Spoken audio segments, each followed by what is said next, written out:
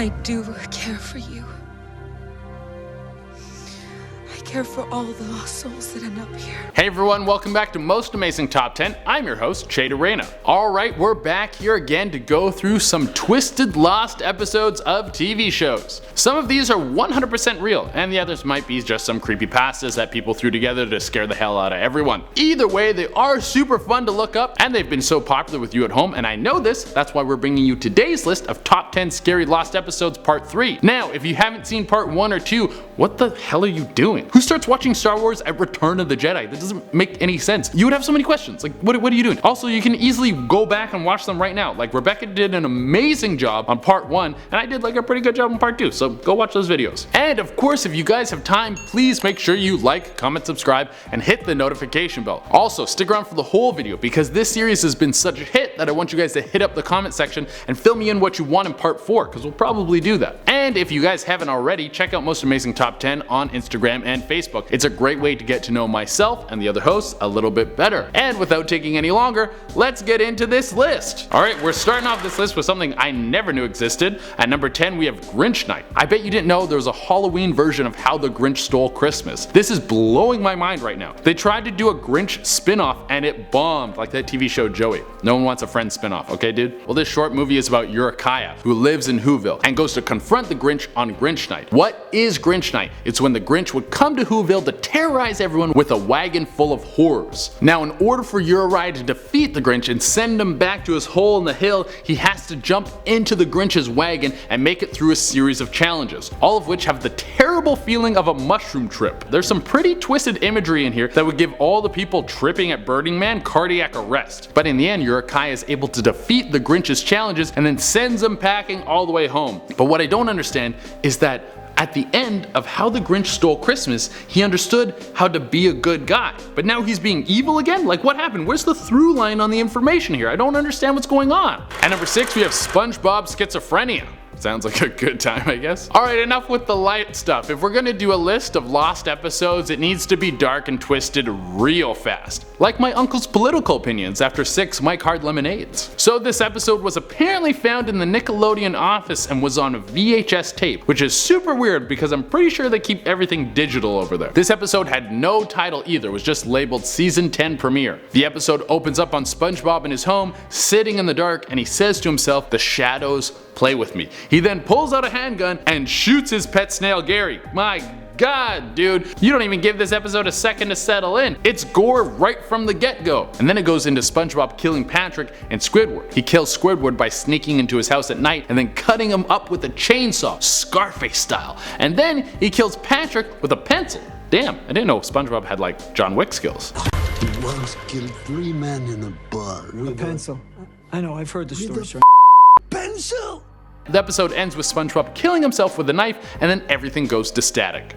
Sounds like a great time. At number 8, we have Sweet Revenge. We're gonna stick in the Nick Hidden episodes and move over to Fairly Odd Parents for an episode that's titled Sweet Revenge. I couldn't find out how this episode was found other than creepypasta. The episode opens up on Timmy in his room and he hears the front door open. He then goes downstairs to see who it is, and it's his dad covered in blood holding a machete. I think he was going for like a new look. It's followed up by Timmy running up to his room and his dad slowly following him up the stairs. Cosmo tries to save Timmy from his newly psychotic father, but instead gets a machete right in the face, Tarantino style.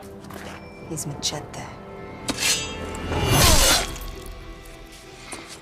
Wanda then poofs Timmy to safety, where he tries to call the cops, but then when he makes a call to the police, it's not a police officer's voice on the other end. It's Timmy's father. Whoa, what's going on? It's M. Night Shyamalan. Then it's followed up by Timmy warping back to his home and a close-up on Cosmo's dead body. A binary code runs across Cosmo's eyes, which apparently means he was first, you are next. At number 7, we have Goodbye SpongeBob. Why leave the Nick universe when there's so much creepy stuff in it? Now, a few people swear this episode is real. It was apparently uploaded to YouTube and then taken down shortly after. It starts with Patrick knocking on SpongeBob's door. SpongeBob answers, and Patrick informs him that Sandy died in a plane crash. I didn't know like squirrels flew planes, like that's so weird. But then it cuts to a funeral and it's shots of Sandy's mangled body. They probably should have gone for a closed casket. After this, it's SpongeBob crying at home, writing a suicide note, and then he hangs himself. You're underwater though, like how do you hang yourself? You would need a weighted vest or something. This doesn't make any sense. I'm glossing over what were the reason why people would watch it. It's because they want to see gore, not because they want the logic of how you hang yourself underwater. Anyway, number 6, we have Courage the Cowardly Dog. Okay, this was one of my favorite shows as a kid, so this lost episode did creep me out a little bit because it kind of played on my nostalgia. The episode apparently aired after midnight on Cartoon Network. It opened on Courage looking into the camera with glowing red eyes, and then cut to him walking down a road while carrying a knife, and he was also laughing to himself maniacally. Eventually it shows that he's walking to his famous house in the middle of nowhere, and when he opens the door, his owner Muriel has beaten her husband Eustace to death, which I'm kind of fine with because Eustace was always addicted to Courage anyways. Then sweet little Courage kills Muriel. What the hell, man? After this, he takes both their bodies to the basement and throws them on a stack of bodies and starts painting some pentagrams in their blood. Holy crap, I guess he's not cowardly anymore. I mean, keeping a stack of bodies in your basement isn't exactly courageous, but it's certainly not cowardly. At number 5, we have Dora's Real Life. Now it's time for kids shows. Yay, this is good for my psychological state. This lost episode of Dora was picked up by a mom at a yard sale. She watched it with her daughter, and it was nothing like a real episode of Dora. It was basically Dora in the slums where everything was polluted and terrible. It was followed up by her trying to make her way to the big city where she encountered crackheads and murderers, and finally ends up with her dead.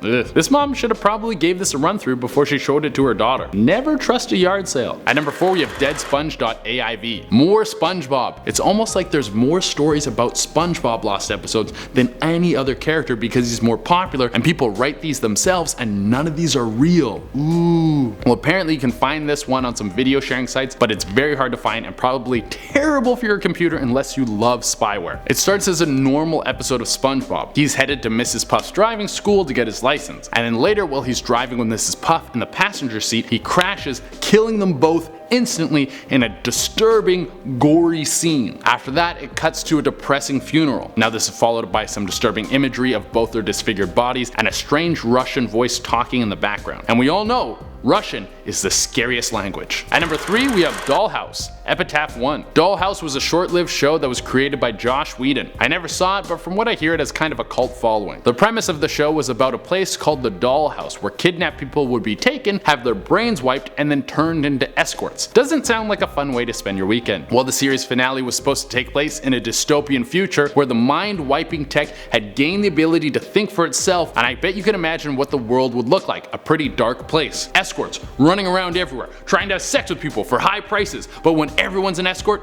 who pays the bill? No, I'm just kidding. I have no idea what this episode was because Fox said it was too weird and they never aired it. At number 2, we have Pokemon, the Ice Cave. You know, sometimes cultures just don't match up well. Things that are offensive here might not be offensive in Japan and vice versa. Well, in this episode of Pokemon where they go to the Ice Cave, there was some executives that said we can't air this episode of Pokemon. And the people at Pokemon were like, why? And the executives were like, well, it's because of the Pokemon Jinx. And the people at Pokemon were like, what's wrong with Jinx? And the executives were like, well, it kinda looks like she's doing blackface, and I don't think it would be good for our ratings. So the episode never aired in North America. Now, I'm mixed race. I'm half white and half black, and I've never thought that Jinx was maybe something doing blackface, but I completely understand why the higher ups at a big company wouldn't want anything like that on their network if they thought it might offend or if it would be interpreted as blackface. I mean, if I thought Jinx was trying to do anything, it would be trying to kill it at RuPaul's Drag Race. I mean, look at her hair, it's perfect. And number 1 on our list is the Star Wars Holiday Special. Okay, this might not be scary like Nightmare Scary, but it's absolutely horrifying that this exists. It was a Star Wars Holiday Special where Han Solo and Chewbacca go to the Wookiee home planet to celebrate Life Day. I know we're not supposed to swear on this channel, but what the f?